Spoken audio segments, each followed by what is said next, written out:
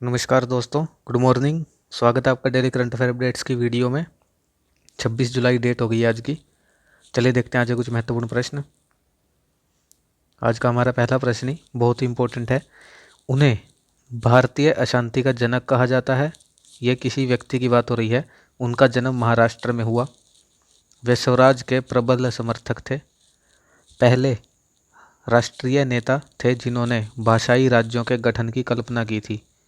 और तो इस किसका वर्णन हो रहा है इन वाक्यों में? बताइए इनमें से किसका वर्णन हुआ।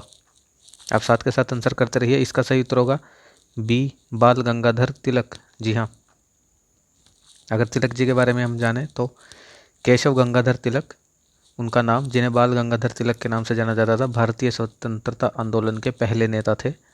उन्हें भारतीय अशांति का पिता कहा जाता था। क्या आप कमेंट करके बता सकते हैं किसने उन्हें भारतीय अशांति का पिता कहा था? एक अंग्रेज ऑफिसर थे जिन्हें लोकमान्य की उपाधि से सम्मानित किया गया। लोकमान्य का अर्थ क्या है? लोगों द्वारा एक नेता के रूप में स्वीकार किया गया। हमारे राष्ट्रपिता महात्मा गांधी ने उन्हें आधुनिक भारत का निर्माता कहा था। एक एक लाइन इसकी इम्पोर्टेंट है कि किसने उन्हें क्या कहा। प्रसिद्ध उदाहरण जिसने उन्हें स्वराज के पहले और सबसे मजबूत अधिवक्ता में से एक बना दिया, क्या उन्होंने कहा था?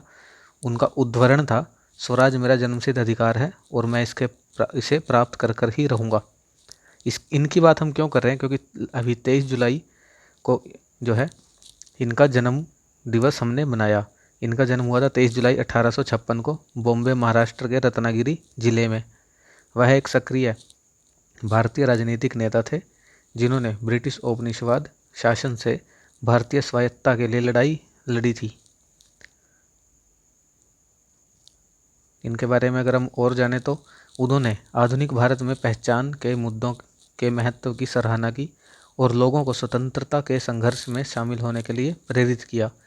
तिलक ने स्वराज और स्वदेशी के स्वराज आंदोलन को का खाका यानी ब्लूप्रिंट दिया था, जिसने उन्हें भाषाई राज्यों के गठन की कल्पना करने वाले पहले राष्ट्रीय नेता बन गए थे। तो जी हाँ, भाषाई राज्यों के गठन के लिए उन्होंने कल्पना की थी, वो पहले नेता थे। वह लाल बाल पाल, ये जो तिकड़ी थी उनमें वह एक थे। लाल का मतलब लाला लाजपत राय, बाल बिपिन चंद्र पाल और बाल गंगाधर तिलक और पाल बिपिन चंद्र पाल। आत्मनिर्भर भारत तिलक की विरासत है जिसे आगे बढ़ाया गया। स्वदेश का उन्होंने नारा दिया था, लेकिन वे भारत में पहले व्यक्ति नहीं थे जिन्होंने स्वदेश का नारा दिया था। बताइए कौन से जो समाज सुधारक थे उन्होंने स्वदेश का नारा दिया था भारत में? कमेंट करके। अगला प्रश्न देखते हैं, डीएनए वैक्सीन से रिलेटेड है। सही कथन हमें चुनना है। भारत में दुनिया की सबसे पहली डीएनए वैक्सीन का निर्माण किया गया। दूसरी स्टेटमेंट, इस वैक्सीन का निर्माण भारत बायोटेक नाम की दवा कंपनी द्वारा किया गया। बताइए कौन सी स्टेटमेंट हमारी सही है? इसका सही उत्तर होगा ए, केवल पहली स्टेटमेंट हमारी सही है। भारत बायोटेक ने इसका निर्माण नहीं किया है। भारत बायोटेक ने कोवैक्सीन का निर्माण किया था। भारत के पास दुनिया का पहला डीएनए वैक्सीन होगा। क्या नाम है? ZY-CoV-D।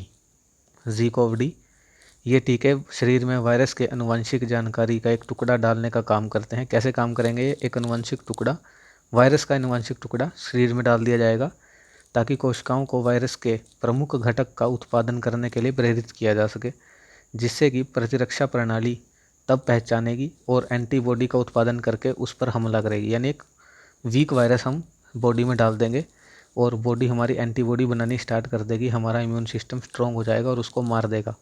यानी अगर असली वायरस वहाँ पर जाएगा तो तो हमारी बॉडी उसको पहचान जाएगी कि ये तो वही है और उसके ऊपर अटैक कर देगी। किसने यह घोषणा की? स्वास्थ्य मंत्री मनसुख मंडाविया ने संसद में बताया कि भारत दुनिया का पहला ऐसा देश बन गया जिसने नोवेल कोरोना वायरस के खिलाफ डीएनए वैक्सीन तैयार की। किसने तैयार की? अहमदाबाद स्थित जाइडस कैडिला द्वारा विकसित की गई ZY-CoV-D। भारत के वैक्सीन शस्त्रागार में एक और घरेलू वैक्सीन ऐड हो गई है, तो हमें वैक्सीन का नाम भी याद रखना है, ZY-CoV-D। अगला प्रश्न, टोक्यो ओलंपिक के बारे में हमें सही कथन चुनना है। Tokyo Olympic 2020। पहली स्टेटमेंट, टोक्यो ओलंपिक की मेजबानी करने वाला एशिया का पहला शहर था। बताइए क्या स्टेटमेंट सही है? टोक्यो ओलंपिक की मेजबानी करने वाला एशिया का पहला शहर था। ओलंपिक में पदक जो है रिसाइकल किए गए इलेक्ट्रॉनिक कचरे से बनाए जाएंगे। तीसरी स्टेटमेंट, मिराइटोवा जो है खेल का शुभंकर है। बताइए कौन सी स्टेटमेंट हमारी सही है। इसका सही उत्तर होगा डी, 1, 2 और 3। हमारी तीनों स्टेटमेंट यहाँ पर सही हो जाएंगी। टोक्यो ही पहला जो सिटी थी जहाँ पर ओलंपिक का जो है स्टार्ट किया गया था। जापान की राजधानी को 1964 में दूसरी बार 1964 के बाद दूसरी बार खेलों की मेज़बानी कर रही है।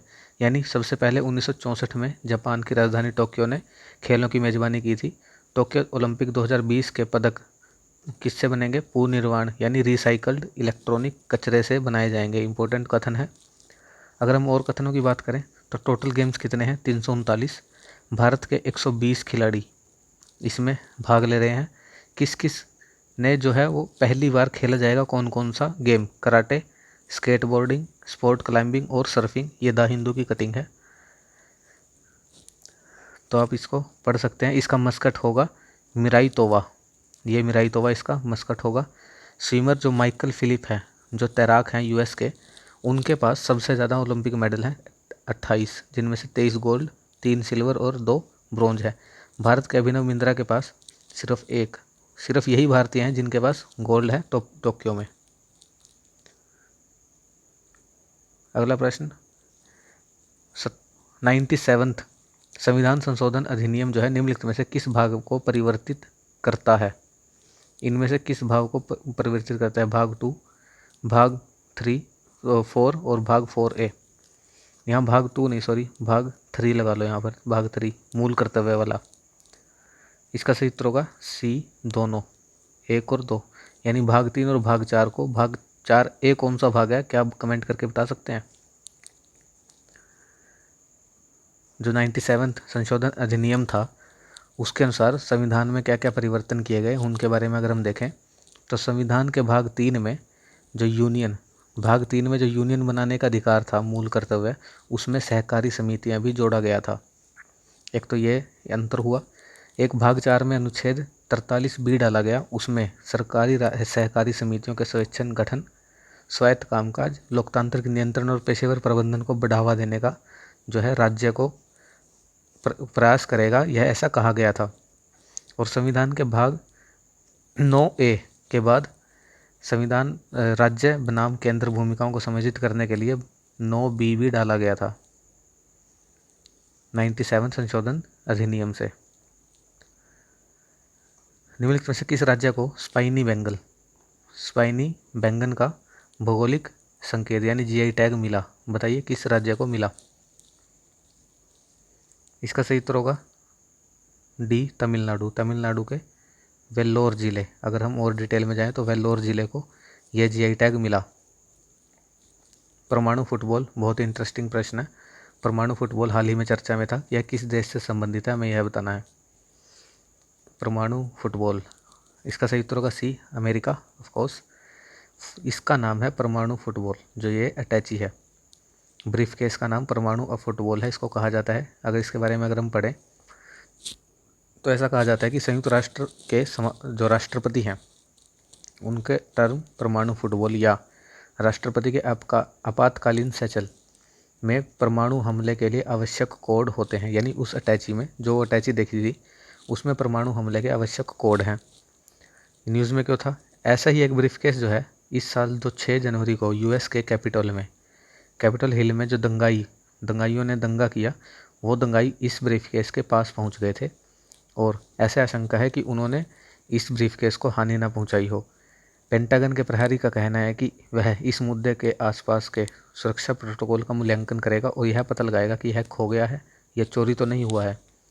किसी भी परमाणु हमले के आदेश की पुष्टि के लिए फिलहाल केवल सेना द्वारा की जाएगी उसकी पुष्टि और कार्रवाई, यह निर्णय लिया गया। कौन सी अंतरिक्ष एजेंसी ने सुपरबिट नामक दूरबीन का निर्माण किया? सुपरबिट, बताइए। इसका सही उत्तर होगा बी, नासा और कनेडियाई अंतरिक्ष एजेंसी ने सुपरबिट की फुल फॉर्म क्या है? सुपर प्रेशर बैलून जनित इमेजिंग टेलीस्कोप। यह सुपरबिट की फुल फॉर्म, एक दूरबीन का निर्माण किया। इसे हबल टेलीस्कोप का उत्तराधिकारी कहा गया है। हाल ही की मीडिया रिपोर्ट्स के अनुसार टेलीस्कोप को ऊपर उठाने के लिए स्टेडियम के आकार की एक हीलियम बैलून का उपयोग किया जाएगा, जिसे पृथ्वी के वायुमंडल के ऊपरी स्तरों पर भेजा जाएगा। इसे टोरंटो विश्वविद्यालय, प्रिंसटन विश्वविद्यालय, इंग्लैंड के डरहम विश्वविद्यालय और नासा ने और कनेडियाई एजेंसी ने मिलकर डिज़ाइन किया। तो नासा और कनेडियाई एजेंसी का मिलकर डिज़ाइन किया हुआ सैटेलाइट दूरबीन किस देश में 308 मिलियन वर्ष पुराने उंगली के आकार के माइक्रोसौर का जीवाश्म पता लगाया गया? माइक्रोसौर, बताइए किस देश में इसका जीवाश्म पता लगाया? वैसे तो ये जो वर्ष चल रहे हैं हमारे 2020-2021 कोई भी नई खोज करने के वर्ष नहीं है, पहले ही टाइम बुरा चल रहा है। इसका सही उत्तर होगा ए, अमेरिका। संयुक्त राष्ट्र अमेरिका में 308 मिलियन वर्ष पहले के माइक्रोसौर जो कि उंगली के आकार के जीवाश्म जो है पता चले हैं। शोध में माइक्रोसौर एक नई प्रजाति का पता चला है जो छोटे छिपकली जैसे जानवर होते हैं और उचित डायनासोर के आने से पहले वो पृथ्वी पर घूमते थे। इस अध्ययन ने जो है उभयचर और सरीसृप सहित विभिन्न पशु समूहों के विकास के लिए डाटा उपलब्ध कराने में जो है मदद की है। अगला प्रश्न, केरल में पाया जाने वाला दुर्लभ जीव क्रिसिला वालूप हाल ही में न्यूज़ में था, यह किस श्रेणी की प्रजाति से संबंधित है? इनमें से बताइए। क्रिसिला वालूप ये है मकड़ी, ये आंसर होगा। हाल ही में केरल के कहाँ पर पट्टेनहल्ली झील में दुर्लभ क्रिसिला वालूप मकड़ियों की खोज देखी गई है। 2018 में वायनाड वन्यजीव अभयारण्य में खोजे जाने से पहले जो ये क्रिसिला मकड़ी है उसको 150 वर्ष से विलुप्त माना जा रहा था। यानी 2018 वायनाड में पहली बार देखी गई, 150 वर्ष से उसे विलुप्त माना जा रहा था। मकड़ी जो है कूदने वाली मकड़ी यानी साल्टीसाइड के परिवार से संबंधित है। ये है ब्यूटीफुल मकड़ी, बहुत ही सुंदर दिखने वाली। अगला प्रश्न, किस देश ने डॉक्सिंग व्यवहार से निपटने के लिए गोपनीयता कानूनों पर विधायिका का प्रस्ताव दिया है? एक डॉक्सिंग बिहेवियर है, उसके बारे में हम आगे पढ़ेंगे। डॉक्सिंग क्या होता है, उस पर एक गोपनीयता कानून का किस देश ने प्रस्ताव रखा? इसका सही उत्तर होगा सी, हांगकांग ने। देखिए, हांगकांग की विधायिका ने डॉक्सिंग व्यवहार से निपटने के लिए कानूनों का एक प्रस्ताव दिया। यह कानून यदि लागू किया गया तो देश में सक्रिय प्रौद्योगिकी दिग्गज टेक्निकल जाइंट्स जो हैं उन पर भारी प्रभाव पड़ेगा। यह भी कहा गया है कि इस तरह के कानून का इस्तेमाल सत्ता में बैठे लोग नागरिक समाज को लक्षित करने के लिए भी कर सकते हैं। डॉक्सिंग अगर हम देखें तो डॉक्सिंग क्या होता है? डॉक्सिंग आमतौर पर इंटरनेट के माध्यम से किसी व्यक्ति या संगठन के बारे में निजी व्यक्तिगत जानकारी को सार्वजनिक रूप से प्रकट करने का कार्य है। ऑनलाइन शेमिंग, जबरन वसूली या कानून प्रवर्तन के लिए सतर्कता सहायता सहित विभिन्न कारणों से डॉक्सिंग को किया जाता है।